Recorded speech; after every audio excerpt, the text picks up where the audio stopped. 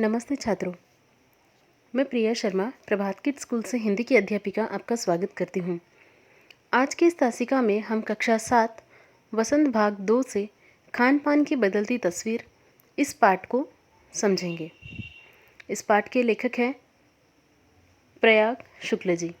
तो सबसे पहले प्रयाग शुक्ल जी के जीवन का थोड़ा सा परिचय जान लेते हैं। प्रयाग शुक्ल जी का जन्म 28 मई 1940 में कलकत्ता में हुआ था। ये हिंदी के कवि, कला समीक्षक, अनुवादक एवं कहानीकार है। इनकी प्रमुख रचनाएं कविता संभव, यह एक दिन है, रात का पेड़, अधूरी चीज़ें तमाम, यह जो हरा है आदि हैं। ये साहित्य अकादमी पुरस्कार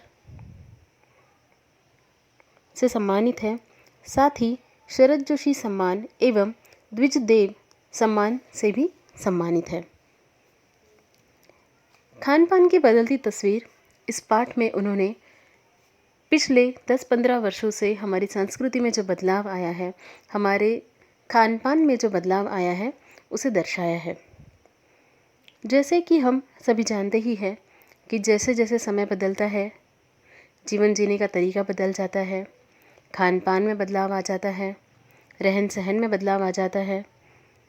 तो प्रस्तुत जो पाठ है खान पान की बदलती तस्वीर, इसमें इन्होंने खान पान में हुए बदलाव को विशेष तौर से दर्शाया है। तो चलिए उसे देखते हैं। पिछले 10-15 वर्षों से हमारी खान पान की संस्कृति में बड़ा बदलाव आया है। उत्तर भारत के प्रसिद्ध व्यंजन दक्षिण भारत में और दक्षिण भारत तक सीमित रहने वाले व्यंजन उत्तर भारत में आसानी से मिल जाते हैं। भारत जैसे कि विभिन्न संस्कृतियों वाला देश है, यहाँ पे हर तरह का भोजन बनाया जाता है, परंतु पहले केवल कुछ भाग के विशेष व्यंजन उसी भाग में बनाए जाते थे। जैसे उत्तर भारत के उत्तर भारत में बनाए जाते थे, दक्षिण भारत के दक्षिण भारत में ही पाए जाते थे, परंतु अब ऐसा नहीं है। अब भारत के हर क्षेत्र में हर प्रकार का व्यंजन हमें खाने को मिल सकता है। उत्तर भारत की ढाबा संस्कृति पूरे देश में फैल चुकी है। इसी प्रकार फास्ट फूड जैसे बर्गर, नूडल्स, चाइनीज़ नूडल्स अब आसानी से उपलब्ध है और खाए भी जा रहे हैं। 2 मिनट नूडल्स लोकप्रिय हो रहा है, तो आलू चिप्स के कई विज्ञापित रूप घरों में अपनी पहुंच बना चुके हैं। गुजराती ढोकला, गाठिया और बंगाली मिठाइयाँ अब अनेक शहरों में उपलब्ध हैं। स्थानीय व्यंजनों के अलावा अन्य स्थानों के व्यंजन भी आसानी से मिल जाते हैं। नई पीढ़ी में भी स्थानीय व्यंजनों में अलग अलग प्रकार के बदलाव देखने को मिले हैं। अलग अलग प्रकार का असर देखने को मिला है। खान पान में आए बदलाव का असर है कि साहबी ठिकानों तक सीमित रहने वाले ब्रेड अब लाखों करोड़ों भारतीयों के घरों में सेकी और खाई जा रही है। इसका नई पीढ़ी पर खूब प्रभाव पड़ रहा है। वह स्थानीय व्यंजन भूलती जा रही है। वह नए व्यंजनों के बारे में अधिक जानती हैं। छोले, कुलचे और पाव भाजी की दुनिया विस्तृत हुई है, पर स्थानीय व्यंजन कम हुए हैं। स्थानीय व्यंजन अर्थात उसी क्षेत्र में पाए जाने वाले पर्टिकुलर व्यंजन, परंतु अब ऐसा नहीं है। अब हर प्रकार के व्यंजन हर भारत के हर क्षेत्र में पाए जाते हैं और यही अलग अलग प्रकार के व्यंजन पाए जाने के कारण जो स्थानीय व्यंजन है उसकी जो वैल्यू है, उसका जो मूल्य है, वह कम होता गया है। इस भागदौड़ भरी दिनचर्या में स्थानीय व्यंजन तैयार करना एक कठिन कार्य है, इसीलिए लोग जो मिल जाता है वही खा लेते हैं। अब ब्रेड खा लेते हैं, पाव भाजी खा लेते हैं। स्थानीय व्यंजनों में कमी के अलावा आजकल उन्हीं व्यंजनों को बनाया जाता है जिन्हें बनाने और पकाने में सुविधा हो। ऐसे व्यंजनों का प्रमाण बढ़ता जा रहा है जो आसानी से बनाए जा सकते तथा जिन्हें बनाने में कम समय लगता हो, क्योंकि आजकल का जो जीवन है, आजकल की जो दिनचर्या है, वह बहुत भागदौड़ वाली हो चुकी है। किसी के पास इतना समय नहीं होता है कि वह बहुत तैयारी के साथ भोजन को बना सके।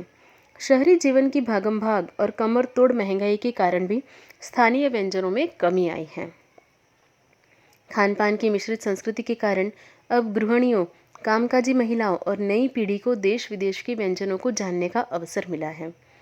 आज़ादी के बाद उद्योग धंधों, नौकरियों तथा तबादलों के विस्तार के कारण खान पान की चीज़ें अन्य प्रदेशों तक पहुंची हैं। इसे स्कूलों में टिफ़िन खुलने के समय व्यंजनों की उठती खुशबू के रूप में देखा जा सकता है।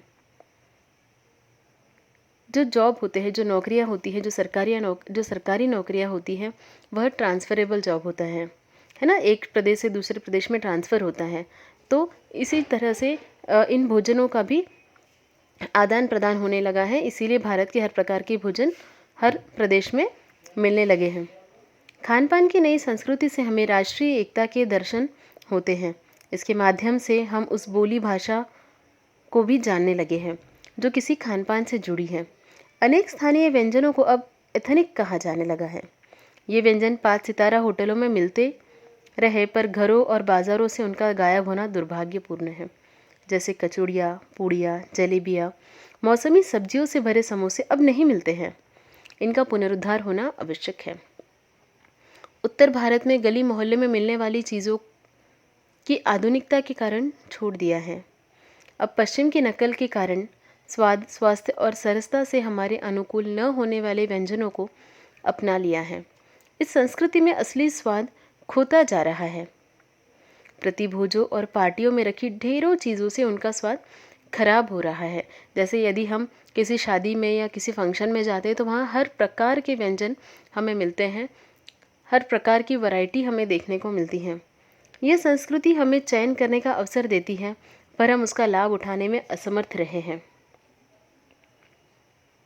खान पान की मिश्रित संस्कृति में भी हमें असली स्वाद नहीं मिलता।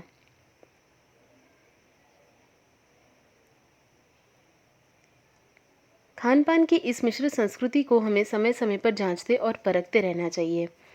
तो प्रयाग शुक्ल जी का यह जो पाठ है खान पान की बदलती तस्वीर, इन्होंने इसमें यही बताया है कि किस तरह जीवन बदलने से, किस तरह समय बदलने से खान पान में जो है निरंतर बदलाव आता रहा है और भविष्य में भी इसी तरह के बदलाव जो है वह आते रहेंगे।